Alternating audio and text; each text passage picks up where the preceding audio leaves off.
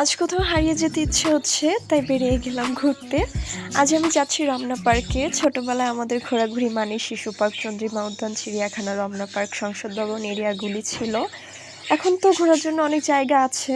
এখানে এসে সেই ছোটবেলার মজাগুলো অনেক মনে পড়ছে, সেই অনেক কাটানো সেই স্মৃতিগুলি। তো আমি যেহেতু দুপুর সময় এসেছিলাম, একটু তো গরম ছিল, অনেক রোদ।